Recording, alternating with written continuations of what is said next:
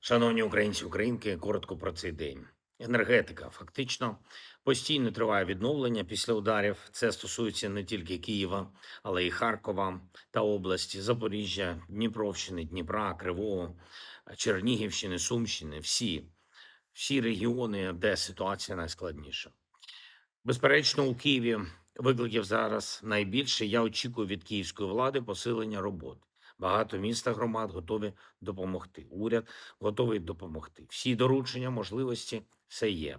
174 бригади працюють. Це значний ресурс, який зараз спрямували на Київ. Є певні результати, але недостатні. Значна частина будинків без опалення, серед них є ті, що без опалення тривалий час.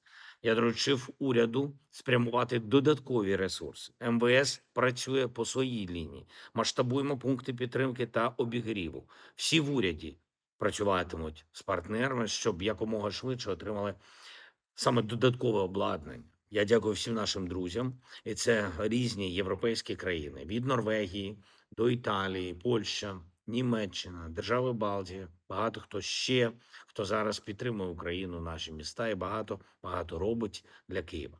Окремо говорили сьогодні з міністром оборони щодо захисту об'єктів енергетики. Також з командувачем повітряних сил Збройних сил України. Командна ланка повітряних сил має бути значно швидшою у захисті.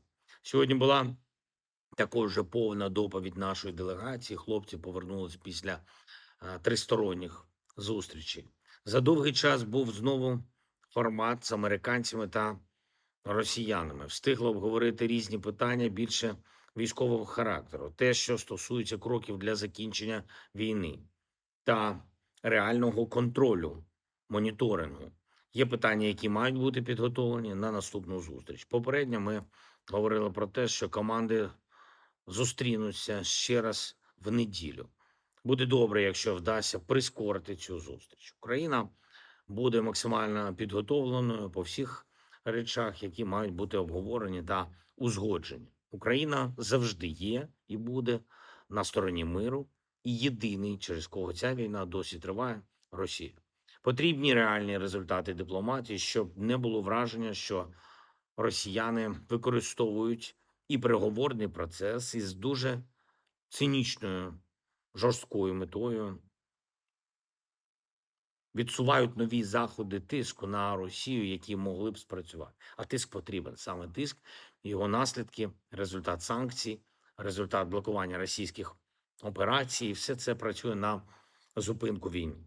Треба, щоб партнери про це не забували. Я дякую всім, хто з Україною. Дякую всім, хто нам допомагає. Слава Україні!